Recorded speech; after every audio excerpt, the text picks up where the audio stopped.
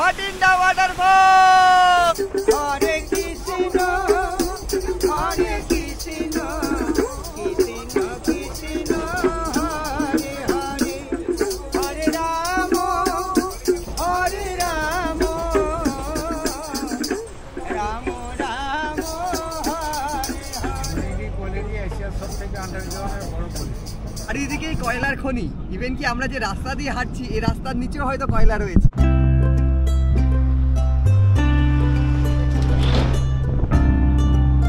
এবারে আমরা চলেছি তোপচাচি লেকের দিকে, যেখানে শুধুমাত্র তোপচাচি লেকই নেই, রয়েছে বিখ্যাত মহানায়ক উত্তম কুমারেরও বাড়ি। তোকে বলে ও বলে রে ঘর বাড়ি ভালা নাই আমার, লোকে বলে ও বলে রে ঘর বাড়ি ভালা নাই আমার, কি ঘর বানাই মু আমি শূন্যের মাঝার, লোকে বলে ও বলে রে ঘর বাড়ি ভালা নাই আমার। Good morning from Howrah station. আমার একটি ব্র্যান্ড নিউ জার্নিতে তোমাদের সকলকে স্বাগত। সকাল সকাল হাওড়া স্টেশনে ভোরের আলো ফোটেনি এখনো অবধি। গন্তব্য আজ ধানবাদ। তোমাদের সকলের রিকোয়েস্টে আজ কভার করতে চলেছি black diamond express 22387 black diamond express, যেটা প্রতিদিনই 6:15 এই হাওড়া স্টেশন থেকে ছেড়ে 11:05 কিন্তু ধানবাদ পৌঁছে যায়। সেই ট্রেনেই জার্নি করব, তার সাথে ঘুরে দেখবো ধানবাদ এবং একদিনের সফরে বেরিয়ে পড়ছি। ঘড়ির কাঁটায় অলরেডি 5:35, আমাদের ট্রেন রয়েছে 6:15। তো চলো হাওড়া স্টেশনে প্রবেশ করা যাক এবং দেখা যাক কত নম্বর প্ল্যাটফর্মে আজ আমাদের ট্রেন দিল। আশা করছি আর 5টা ভিডিওর মতো এই ভিডিওটা তোমাদের ভালো লাগবে।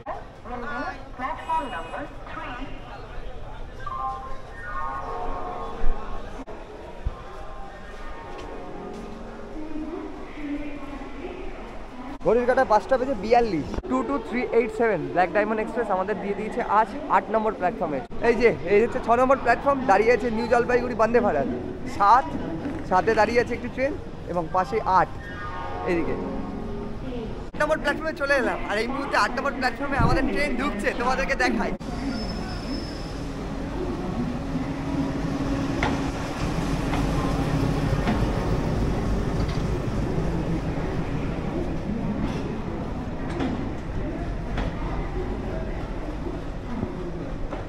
বন্ধুরা ফাইনালি আমাদের ট্রেন কিন্তু ঢুকে গেল 8 নম্বর প্ল্যাটফর্মে। 22387 black diamond express Howrah Dhanbad বলা যেতে পারে। সম্পূর্ণ আইসিএফ কোচ এবং দেখতে পাচ্ছি নীল রঙের, মানে আগেকার ট্রেন। আর দেখো ট্রেন থামতেই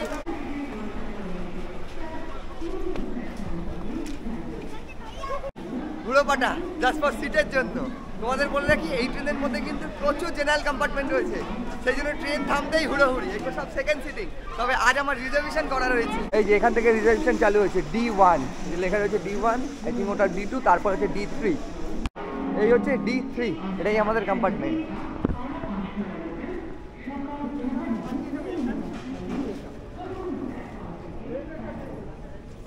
সম্পূর্ণ আইসিএফ কোচ তোমাদের বাইরে দেখিয়েছি, তবে এই দিকটা দেখতে পাচ্ছি পুরো আলাদা কিন্তু। এই হচ্ছে D3। সিটিং ক্যাপাসিটি যদি তোমাদেরকে বলি, এই হচ্ছে সিটিং অ্যারেঞ্জমেন্ট। এদিকে 4 জন, এদিকে 4 জন, এদিকে 4 জন, আর এখানে লাগেজ রাখার জায়গা রয়েছে। পুরোনো ট্রেন যেহেতু, মানে পুরোনো কোচ যেহেতু, ওপরে লাগেজ রাখার জায়গা, আর এইদিকে রয়েছে 2 জন করে সিট। বন্ধুরা এটা হচ্ছে রিজার্ভেশন কম্পার্টমেন্ট। এবার আমি তোমাদেরকে দেখিয়ে নিই জেনারেল কম্পার্টমেন্টটা, যেটা তোমরা স্টেশনে এসে টিকিট কেটেই উঠে যেতে পারো। আর এই ব্ল্যাক ডায়মন্ড এক্সপ্রেসে কিন্তু 13টা জেনারেল কম্পার্টমেন্ট রয়েছে, আর 4টে সেকেন্ড সিটিং মানে রিজার্ভেশন, আর একটা রয়েছে এসি কম্পার্টমেন্ট। আমরা রয়েছি D3-তে। আর এই যে এটা হচ্ছে জেনারেল কম্পার্টমেন্ট, তোমাদের দেখিয়ে দিই UR লেখা রয়েছে আনরিজার্ভ। এখান থেকে সম্পূর্ণ কিন্তু জেনারেল কম্পার্টমেন্ট শুরু হয়ে গেছে। এবার যদি ভেতরে প্রবেশ করা যায় তাহলে কীরকম সিটিং অ্যারেঞ্জমেন্ট রয়েছে তোমাদের দেখিয়ে নিই। এই হচ্ছে সিটিং অ্যারেঞ্জমেন্ট, 3:3, বড় দুদিকে লাগেজ রাখার জায়গা রয়েছে। আবার ঠিক কিন্তু এই দিকটা সম্পূর্ণ উল্টো ধরনের, যেমনটা হয়ে থাকে জনশতাব্দী এবং নর্মাল যে ট্রেনগুলোতে আমরা দেখি সেকেন্ড সিটিংয়ে, সেরকমই কিন্তু। এখন আপাতত স্টার্টিংয়ে ফাঁকা থাকলেও যত স্টেশন আসবে তত কিন্তু ভিড় বাড়বে এবং জেনারেল কম্পার্টমেন্টের অবস্থা কী হতে চলেছে সেটাও তোমাদের সাথে শেয়ার করতে। ঘড়ির কাঁটায় 6:17।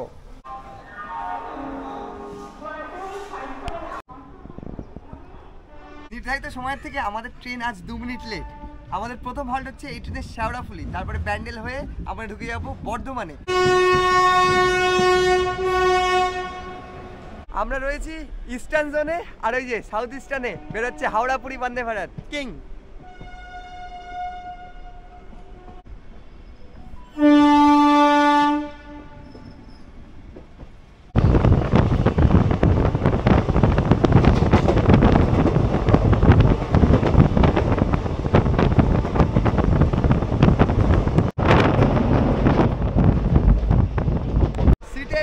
বললাম, আর ট্রেনও কিন্তু আমাদের ঝড়ের গতিতে এগোচ্ছে।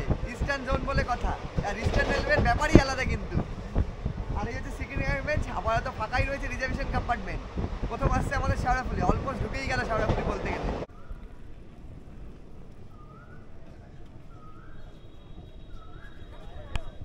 কাটায় 6:44 এলাম আমরা শেওড়াফুলিতে, আর এখানে আমাদের 1 মিনিটের হল্ট রয়েছে। তোমাদের বলে রাখি, তারকেশ্বর শেওড়াফুলি এটা ব্রাঞ্চ লাইন, আর এখান থেকে কিন্তু তারকেশ্বর যাওয়ার জল তোলা হয়ে থাকে, এই জন্য কিন্তু শেওড়াফুলি বিখ্যাত। আর এখানে আমাদের 1 মিনিটের হল্ট রয়েছে। বহু সংখ্যক মানুষ এই শেওড়াফুলি স্টেশন থেকে আমাদের ট্রেনে কিন্তু উঠে পড়ছে। চলো উঠে পড়া যাক।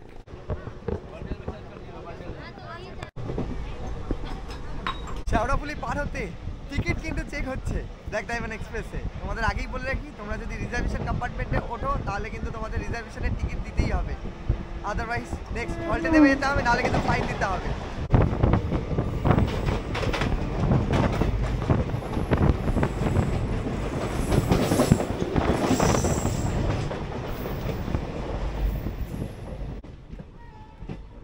শিয়ালদা জঙ্গিপুর।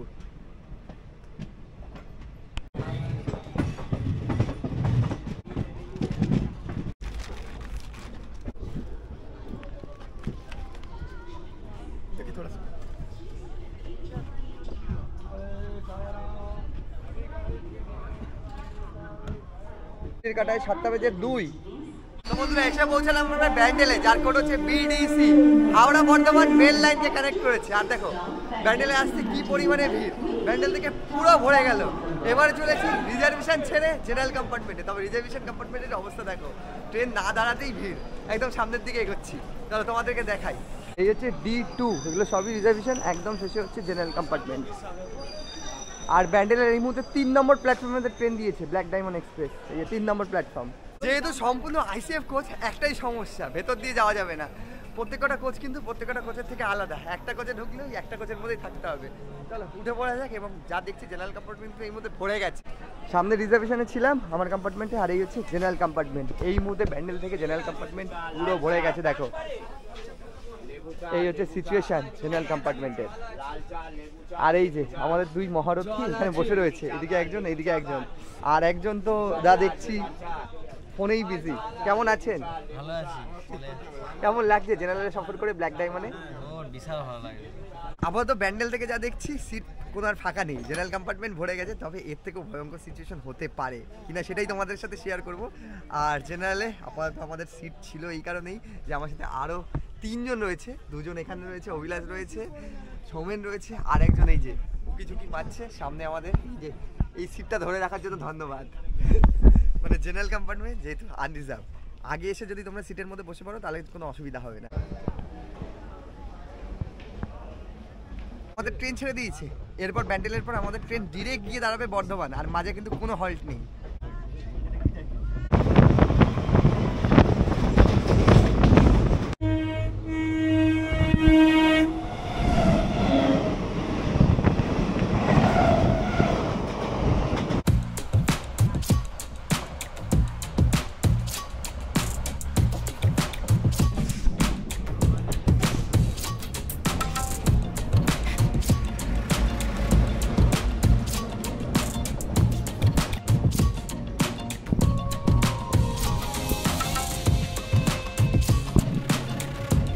কলকাতায় 8:06।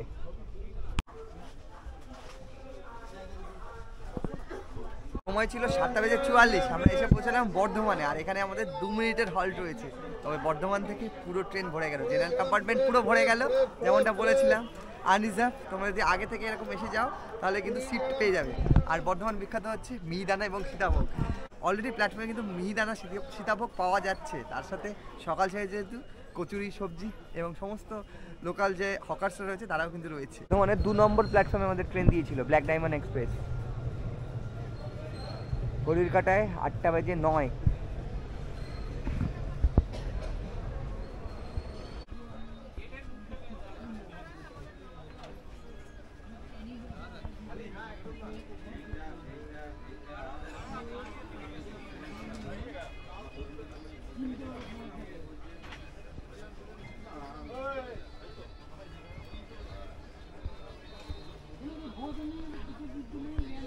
আমরা এসে পৌঁছলাম দুর্গাপুর, লৌহ শিল্পের জন্য বিখ্যাত, মানে আইরাল স্টিল ইন্ডাস্ট্রি। এরপর হচ্ছে ওয়ারিস, তারপরে হচ্ছে আন্ডাল জাংশন, তারপরে আবার রানীগঞ্জ মানে কয়লা খনি আসছে, তারপরে রয়েছে আসানসোল। আসানসোল হয়ে আমাদের এই ট্রেন কুলটি হয়ে, আসানসোল কুলটি হয়ে বরাকর হয়ে আমাদের পৌঁছে যাবে ধানবাদ।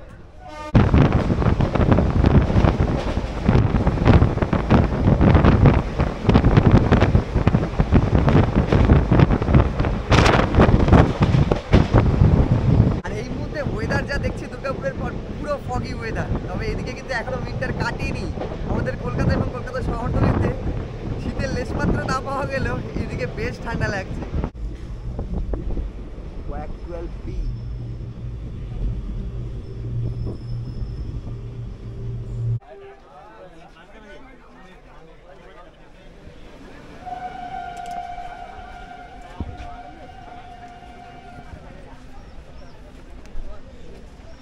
বন্ধুরা 193 কিলোমিটার অতিক্রম করে চলে এলাম আমরা রানীগঞ্জ। আর রানীগঞ্জে তো নামতেই হয়, রানীগঞ্জ বিখ্যাত কয়লা খনির জন্য। ভারতবর্ষের বৃহত্তম এবং প্রথম কয়লা উত্তোলন হয়েছিল।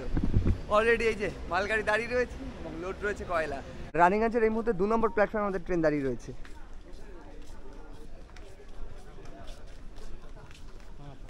কাটায় 9টা বেজে 39।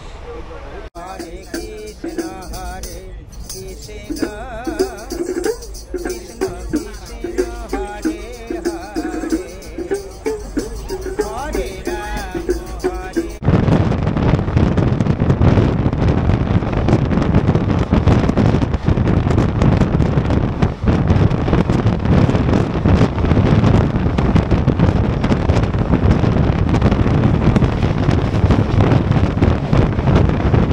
তোমাদের এবার একটু ভাড়ার ব্যাপারটা বলে দিই। তোমরা যদি জেনারেলে সফর করো তাহলে কিন্তু 115 টাকা, আর সেকেন্ড সিটিং অর্থাৎ রিজার্ভেশনের ভাড়া হচ্ছে 130 টাকা এই ব্ল্যাক ডায়মন্ড এক্সপ্রেসে।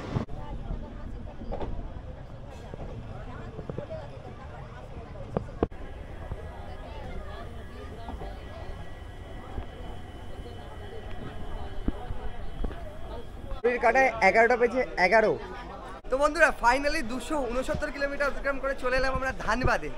আর এখান থেকেই কিন্তু আজকের আমাদের সাইট সিনিং শুরু হতে চলেছে। একদিনের ভ্রমণে এসেছি, তার সাথে ব্ল্যাক ডায়মন্ড এক্সপ্রেসের এক্সপিরিয়েন্সও তোমাদের সাথে শেয়ার করলাম। আমরা আপাতত এই ট্রেনে করেই আজ বাড়ি ফিরবো। 4:20-তে কিন্তু এই ট্রেনটা আবার এখান থেকে ছেড়ে হাওড়া স্টেশনে পৌঁছে যাবে। আমাদের ট্রেন আপাতত 2 নম্বর প্ল্যাটফর্মে দিয়েছে। এই 2 নম্বর প্ল্যাটফর্ম থেকে এলেই কিন্তু তোমরা এক্সেলেটার পাবে, এক্সেলেটার করেই আমাদের বাইরের দিকে যেতে হবে।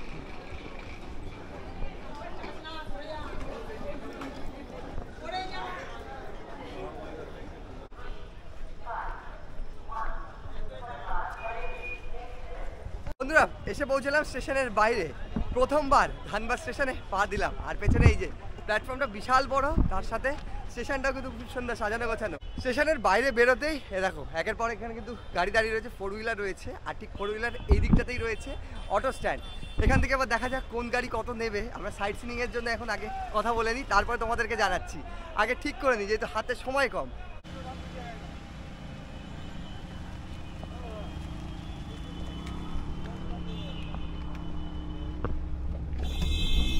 ঘড়ির কাটায় 11টা বেজে 36। বন্ধুরা গাড়িতে চড়ে বসলাম। তোমাদের বলে রাখি আমরা এই ধানবাদ থেকে আমাদের সাইট সিন শুরু করলাম এবং প্রথম যাচ্ছি আমরা ভাতিন্ডা ওয়াটারফলসে, তাই তো দাদা? দাদার নামটা একটু জানবো আমি। লালুদা। আর প্রথমবার কিন্তু আমি ধানবাদে, আর আমরা শুধু আমি একা নই, আমরা 4 জন মিলে বেরিয়ে পড়েছি। এর আগে আমরা গেছিলাম বিষ্ণুপুরে খুব মজা করেছি এবং কত সময় লাগছে সেটা কিন্তু ঘড়ি ধরে তোমাদেরকে দেখাতে চলেছি। তো চলো দেখতে থাকো, তোমাদের সাথে দেখা হচ্ছে ডিরেক্ট ভাতিন্ডা ওয়াটারফলসে গিয়ে। আর খরচ কত কি পড়ছে সমস্ত কিছু জানাচ্ছি। আর দাদা যদি ভালোভাবে আমাদের ঘুরিয়ে দেখায় অবশ্যই দাদার নম্বরটাও কিন্তু আমি স্ক্রিনে অথবা ডেসক্রিপশনে দিয়ে দেওয়ার চেষ্টা করবো।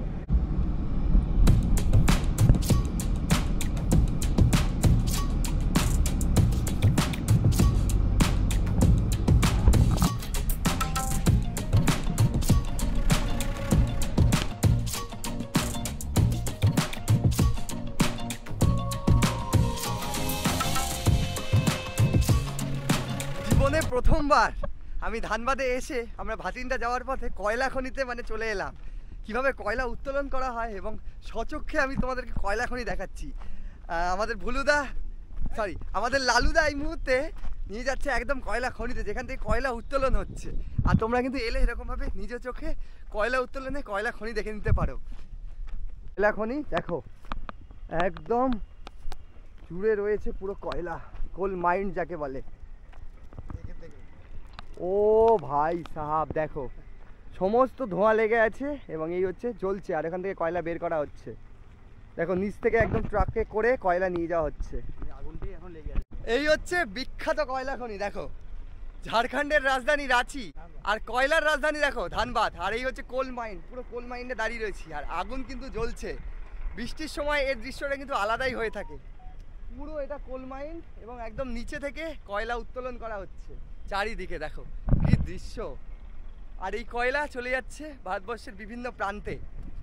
এই হচ্ছে কোল মাইন, বেশ তাপ রয়েছে এখানে, একটা উত্তাপ রয়েছে। এই যে সমস্ত এগুলো মাটি, এর নিচে কিন্তু আগুন রয়েছে, আগুন অলরেডি জ্বলছে। যদি দেখাই দেখো সব হিট ওয়েভ উঠছে, এখান থেকে বোঝাই যাচ্ছে।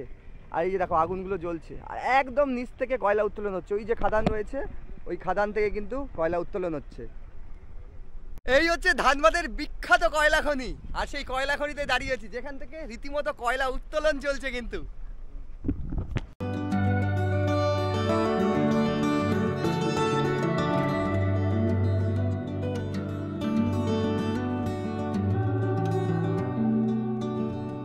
চারিদিকেই কয়লার খনি। ইভেন কি আমরা যে রাস্তা দিয়ে হাঁটছি, এই রাস্তার নিচেও হয়তো কয়লা রয়েছে, এমনটাই হচ্ছে ধানবাদ। মানে দাদা বলছে রয়েছে না, আছে। মনিডি কোলেরির ব্যাপারটা একটু কি বলছিলেন দাদা? মনিডি কোলেরি এশিয়ার সব থেকে আন্ডারগ্রাউন্ডের বড় কোলেরি। আচ্ছা, এখানে এশিয়ার সব থেকে বড়, এখানে কোল মাইন রয়েছে, আন্ডারগ্রাউন্ডের কোলটা। আন্ডারগ্রাউন্ড জায়গাটার নাম হচ্ছে মনিডি কোলেরি। এই জায়গার ব্যাপারে দাদা আমাকে জানালো যে এখানে কিন্তু এশিয়ার সর্ববৃহৎ এবং আন্ডারগ্রাউন্ড যে কোল মাইন যেটাকে বলা হয়, কয়লার খনি, সেটাই রয়েছে এইখানটাতে। এই জায়গাটা আমরা পার করেই যাচ্ছি। এই যে মনিডি project.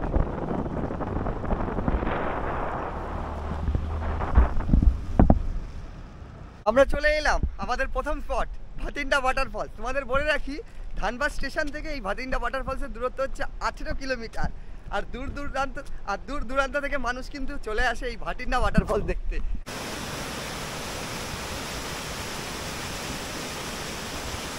Welcome to Bhatinda waterfall. এই হচ্ছে ভাতিন্ডা ওয়াটারফল, দুর্দান্ত দুর্দান্ত। শীতেও যে এতটা জল পাবো এক্সপেক্ট করিনি। ঠিক ওইখান থেকে এলাম, আর এই হচ্ছে পুরো ওয়াটারফলস। ওয়াটারফলসের সোর্স যদি বলি ঠিক ওপর থেকে, তবে এখান থেকে জলটা ঘুরে ঘুরে ঠিক এইদিকে চলে গেছে। তোমাদেরকে দেখাই কতটা সুন্দর লাগছে। আর মেন সোর্সটা এই মুহূর্তে ওই যে ওইখানটাতে, পুরো ওইখান থেকে জলটা ঘুরে ঘুরে আসছে। তোমাদেরকে এখানে একটা সোর্স দেখালাম, তারপরে জলটা পুরো বাঁক নিয়ে ঠিক সামনের দিকে এক খাদে পড়ছে, সেই জায়গাটাও দেখাই। এক অপূর্ব জায়গা, একে বলে এক্সপ্লেন করা যাবে না। তোমাদেরকে দেখাই, এই দেখো এগুলো কিন্তু শৃঙ্খল সোয়ালো হোলের মতো অনেকটা হয়েছে, তবে এগুলো সোয়ালো হোলই বলা যেতে পারে, ছোট ছোট। আর ঠিক এখানে এই যে এই জায়গাতে এটা কিন্তু চলে গেছে, আর এই জায়গাটা ডেঞ্জার লেখা রয়েছে, অনেক ফেনা ওইখান থেকে স্রোতটা চলেছে। এই দেখো এখানেও কিন্তু একটা ছোট্ট ওয়াটারফলসের সোর্স রয়েছে, দেখা যাচ্ছে।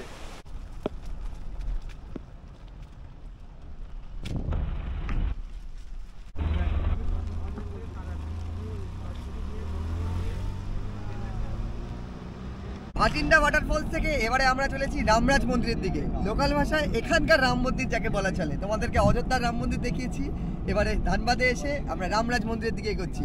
তোমাদের বলে রাখি এখান থেকে ওই 25 কিলোমিটার, সময় লাগবে 35 থেকে 40 মিনিট মতো। তোমাদেরকে বলে রাখি এক একটা স্পট কিন্তু একটা স্পট থেকে বেশ দূরত্বে রয়েছে। সেক্ষেত্রে আমরা যেহেতু একদিনের সফরে এসেছি, সেই জন্য এখন মনে হচ্ছে গাড়িটাই আমাদের কাছে শ্রেয়। অটো দিলে হয়তো একটু চাপে পড়ে যেতে পারতাম, তবু আমরা সময় নিয়ে ঘুরছি এবং কত কি সময় লাগছে সেটাও তোমাদেরকে দেখাচ্ছি, এবং কত কি সময় লাগছে সেটাও কিন্তু তোমাদের সামনে তুলে ধরছি। ঘড়ির কাঁটায় 1:20।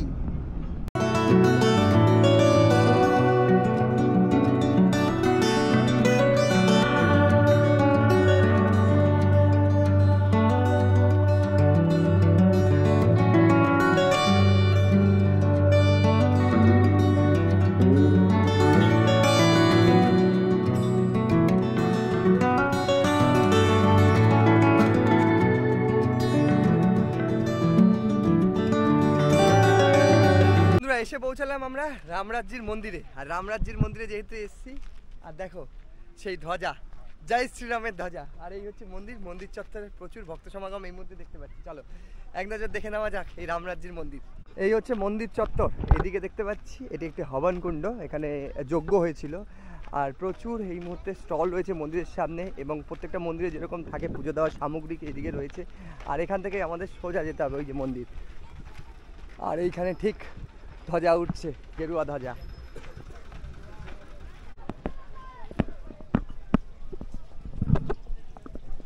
এখানে জল রয়েছে, এই জলে পা ধুয়ে প্রবেশ। বিশাল চত্বর, এখান থেকে এন্ট্রান্স রয়েছে। এখানে একটি গর্ভগৃহ রয়েছে, এদিকেও একটি গর্ভগৃহ রয়েছে। যেহেতু 12টা বেজে গেছে, সবকটা গর্ভগৃহেই দেখতে পাচ্ছি পর্দা বন্ধ রয়েছে। আবার এইদিকেও মন্দির রয়েছে, চারিদিকে বেষ্টন করে বিশাল এক পরিসর। আর এই যে হিন্দু ধর্মের ধ্বজা, আমাদের শান এ বান।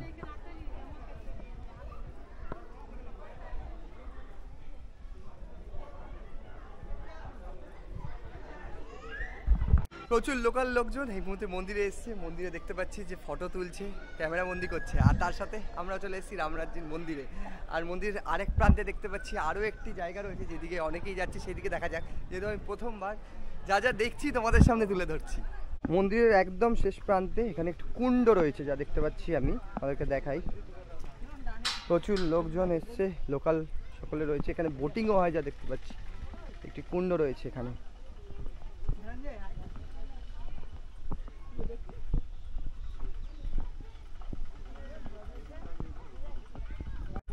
একটা পুকুর বলা যেতে পারে, কুণ্ড বলা যেতে পারে, ঠিক মন্দিরের পেছন দিকে রয়েছে। এবং এখানে বোটিংও হয়, একদম বোট রয়েছে। আর ওইদিকেও দেখতে পাচ্ছি। আর ওই প্রান্তে অনেকে কিন্তু বোটিংও করছে। যেহেতু আমাদের হাতে সময় কম, সেই জন্য আমরা বোটিং করছি না। তোমরা চাইলে এই রামরাজ্য মন্দিরে এসে কিছুটা সময় কাটিয়ে নিতে পারো, তার সাথে এই বোটিংয়ের মজাও নিয়ে নিতে পারো।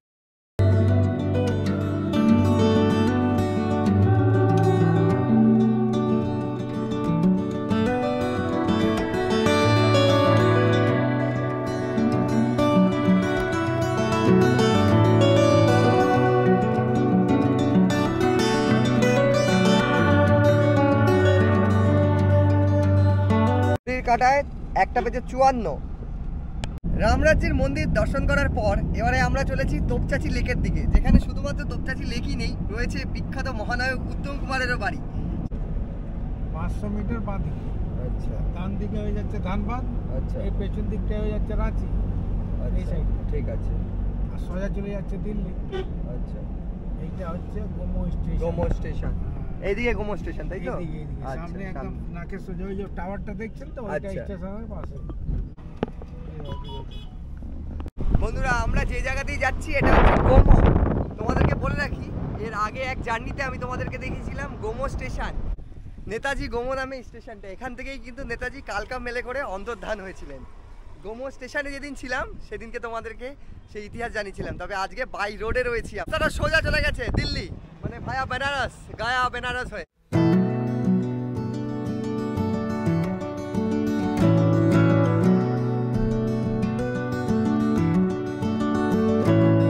বন্ধুরা, তোপচাঁচি লেকে যাওয়ার পথেই পড়বে উত্তম কুমারের বাড়ি। এই যে দেখা যাচ্ছে, এখান দিয়ে আমাদের আরও সোজা যেতে হবে। তার আগে আমরা ঘুরে দেখে নিচ্ছি উত্তম কুমারের বাড়ি, যেখানে উত্তম কুমার স্বয়ং থাকতেন।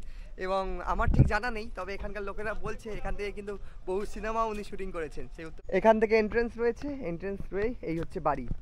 দোতলা বিশিষ্ট আমি দেখতে পাচ্ছি, বিশাল পরিসর নিয়ে রয়েছে এই বাড়িটা।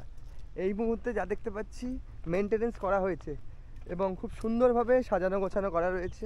দিক দিয়ে আমরা প্রবেশ করলাম এবং এই হচ্ছে উত্তম কুমারের বাড়ি, মহানায়ক উত্তম কুমার। সুন্দরভাবে সাজানো গোছানো দেখতে পাচ্ছি, রং টং করা হয়েছে, মেনটেনেন্স হয় দেখেই বোঝা যাচ্ছে। দোতলা বিশিষ্ট বাড়ি, এই হচ্ছে বাড়ির ভেতরে।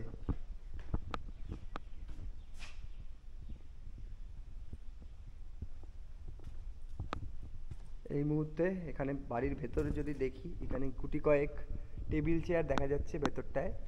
দরজা জানলা বন্ধ রয়েছে, যদিও বা দেখার চেষ্টা করব। এদিকে লক রয়েছে, দরজা বন্ধ রয়েছে। তোমরা এলে কিন্তু সেই বাড়ি ঘুরতে পারো এবং দেখে নিতে পারো উত্তম কুমারের বাড়ি। এটাই বিশাল পরিসর জুড়ে তোপচাঁচি লেকে যাওয়ার পথেই রয়েছে উত্তম কুমারের সেই বাড়ি, দোতলা বিশিষ্ট এবং মেনটেনেন্স করা হচ্ছে এখন যা দেখছি। তবে পরিসরটা কিন্তু বেশ সুন্দর, সাজানো গোছানো এবং ফরেস্টের মধ্যেই রয়েছে। আর সামনেই যেহেতু পরেশনাথ মন্দিরও রয়েছে, তোমাদেরকে দেখাই। আর প্রচুর গাছপালা রয়েছে, আম গাছ রয়েছে, জাম গাছ রয়েছে, খুব সুন্দর জায়গাটা। আর এই হচ্ছে মহানায়ক উত্তম কুমারের বাড়ি। এইখানে 15 মিনিট লাগবে আর কি, 10 মিনিট।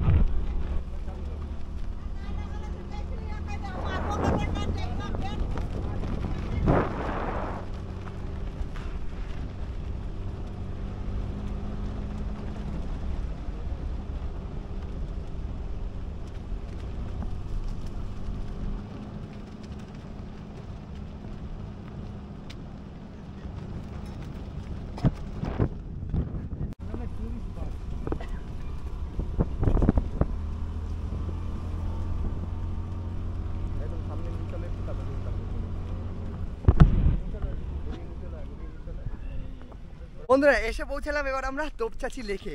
বিশাল এক লেক, আর তার সৌন্দর্য উপভোগ করতেই আমরা এখন তোপচাচি লেকে। এখান থেকেই দেখা যাচ্ছে, আর এখানে পার্কিং রয়েছে, পিকনিক স্পট বলা যেতে পারে। এটা একটা কিন্তু ম্যানমেড লেক, তবে এর সৌন্দর্য ব্যাখ্যা দেওয়া কিন্তু যায় না, শুধু তোমাদেরকে দেখাই আগে। এদিকে রাস্তা রয়েছে, বাইকে করে করে যাওয়া যাচ্ছে একদম। আর ঠিক সামনে যদি দেখাই, এই হচ্ছে লেক। আর ওই যে পরেশনাথ মন্দির দেখা যাচ্ছে একদম চূড়াতে। লেকের জল একদম স্বচ্ছ। এখানে সমস্ত পার্কিং রয়েছে, আর পার্কিং জোন থেকে শুরু করে এইদিকে পুরো লেক। এ দেখো লেক ভিউ। আর এখানে একটা সুন্দরভাবে একটা জায়গা করে দেওয়া রয়েছে, খুব সুন্দর রং চং করে রাখা রয়েছে। আর ওই যে দেখা যাচ্ছে, ওটাই হচ্ছে পরেশনাথ মন্দির। আর পুরো লেকটা এই যে, এদিকে রাস্তা রয়েছে বাই রোড নিয়ে, এদিকে রাস্তা চলে গেছে, তোমরা চাইলে কার বাইকে করে কিন্তু একদম শেষে যেতে পারো। আর প্রচুর বাইকার্সরা এই মুহূর্তে এসছে। দুর্দান্ত এক্সপিরিয়েন্স, বিশাল এই লেক। আর একদিকে তোমাদের দেখাই এই জায়গাটা, প্রচুর বাইকার্স এখানে এসছে, তার সাথে পলাশও ফুটে রয়েছে। এই যে সব কিন্তু পলাশের সিজন এসে গেছে, আর গাছে গাছে কিন্তু পলাশ ফুটেছে। একদা এক সময়কার পুরুলিয়াই বলতে গেলে, এটা এক সময় একদা পুরুলিয়ারই এক অংশ বিশেষ বলতে গেলে। তবে এখানে লোকাল যারা আছে, প্রচুর বাইকার্সরা বাইক নিয়ে নিয়ে চলে এসছে লেকটা ঘুরতে। এই যে সব দাঁড়িয়ে আড্ডা দিচ্ছে, যেমনটা আমাদের দিকে হয়ে থাকে। দুর্দান্ত দুর্দান্ত। এটা একটা লক গেট রয়েছে, তোমাদেরকে দেখাই। আই থিঙ্ক এই লেকের জল পাস করানো হয়ে থাকে। এটা বেসিক্যালি একটা লক গেটই। এই যে লক রয়েছে সমস্ত কিছু, এই লেকের জলটাকে বর্ষাকালে যখন বেড়ে যায় তখন সেটাকে খুলে দেওয়া হয়। এবং ঠিক নিচে রয়েছে, তোমাদেরকে দেখাই, বেশ গভীর। এখান থেকে লেকের জলটা ঠিক এখান দিয়ে পাস করানো হয়ে থাকে। এবং আই থিঙ্ক চাষবাসের কাজেও লাগানো হয়ে থাকে এই জলটাকে। খুব সুন্দর, দুর্দান্ত, খুব সুন্দর। কিন্তু শান্ত নিরিবিলি পরিবেশ, চারিদিকে পাহাড়ে ঘেরা। এদিকে পাহাড় রয়েছে, এদিকে সুউচ্চ পাহাড় রয়েছে। আর ঠিক সব থেকে উঁচু যে জায়গাটা, পরেশনাথ মন্দির।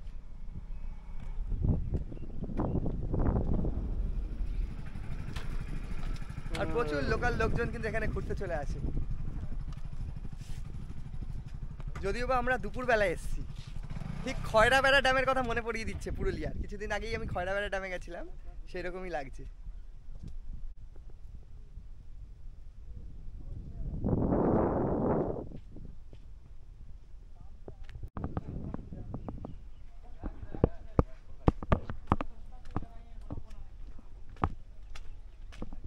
এ প্রান্ত থেকে আমরা বেরিয়ে যাচ্ছি, এবারে আমরা চলেছি একদম লেকের শেষ প্রান্তে। সেখান থেকে ভিউটা তোমাদেরকে দেখাবো এবার, চলো।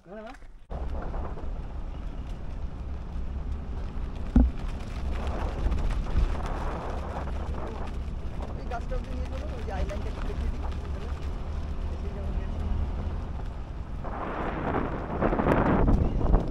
এই আমাদের এখানে পার্কিং রয়েছে, আর এই পেছনের জায়গাটার নাম হচ্ছে লিচি গার্ডেন। কিরে কেমন লাগছে? খুবই ভালো। সামনে দেখেছিস লেকটা? খুবই ভালো, খুবই বড় লেক। তোর কেমন লাগছে? খুব সুন্দর লাগে। আর মাঝে ওই যে দেখ একটা আইল্যান্ড মতো হয়ে রয়েছে না, মনে হচ্ছে। ইচ্ছা করছি যেতে পারছি না, কিন্তু ওখানে যাওয়া যাবে না, ওই লোকালরা ওই দিকটা যায়। এই দেখো ওখানে একটা দেখা যাচ্ছে যে একটা আইল্যান্ড মতো ছোট্ট হয়ে রয়েছে। আর পুরো লেকটা দেখো কতটা সুন্দর লাগছে। আর ঠিক গাড়ি আমাদের দাঁড় করিয়ে রয়েছে। থ্যাঙ্কস ফর এই দাদা, আমাদের লালুদা এই জায়গাটা নিয়েছে। লালুদা এই জায়গাটার নাম কি এমনি পেছন দিকটা? তোপচাচি লেক এটার নাম হচ্ছে। আর এইটা হচ্ছে আপনার লিচি বাগান। লিচি বাগান মানে লিচি ফিচি পাওয়া যায় নাকি? আর না লিচি গাছ পাছ আছে, ওগুলো ওইসব বসার জায়গা। আচ্ছা আচ্ছা, ওই জন্য লিচি গার্ডেন। হ্যাঁ, গাড়ি আমাদের অনেকটা চলে এসছে এবং লেকের চারদিক দিয়ে গাড়ি নিয়ে ঘোরা যায়। দুর্দান্ত এক্সপিরিয়েন্স, দেখো তোমরা। আর এইখানে একটা অংশ রয়েছে যেটা এই লেকের মাঝামাঝিতে রয়েছে, লেকের জল তো স্বচ্ছ, তবে ওই যে দেখা যাচ্ছে পেছনে ওটা হচ্ছে পরেশনাথ মন্দির, একদম পরেশনাথের ভিউ দেখা যায়। তবে আমরা একটু লেকের পেছন দিকে এসেছি, এতটা পেছনে সচরাচর কেউ আসে না। তবে আমরা যেহেতু 4 হুইলারে এসেছি, দাদাকে বললাম যে আমাদেরকে একটু ভালোভাবে ঘুরিয়ে দেখাও। তো দাদা আমাদের একদম শেষ প্রান্তে নিয়ে এসছে, আর ভিউটা দেখো। 3:32 সাইট সিন সেরে আবার চলে এলাম আমরা ধানবাদে। আর ধানবাদের লোকাল রেস্টুরেন্ট থেকে আমরা এই মুহূর্তে খাওয়া দাওয়াটা সেরে নিচ্ছি। দুপুরে যেহেতু খাওয়া দাওয়া হয়নি, সকালে সেই বেরিয়েছি, আর সকলের খিদে পেয়ে গেছে, খাওয়া দাওয়া শুরু করে দিয়েছে। খেয়ে নিই, খেয়ে দিয়ে ফিরে চলেছি আবার স্টেশনের উদ্দেশ্যে। তবে আমরা নিয়ে নিয়েছি এই মুহূর্তে ভেজ থালি খাওয়া দাওয়া। এখানে রয়েছে পাঁপড়, এদিকে রয়েছে ডাল দেখতে পাচ্ছি, আলু ভাজা রয়েছে, সঙ্গে রয়েছে এখানে আলু ফুলকপির তরকারি।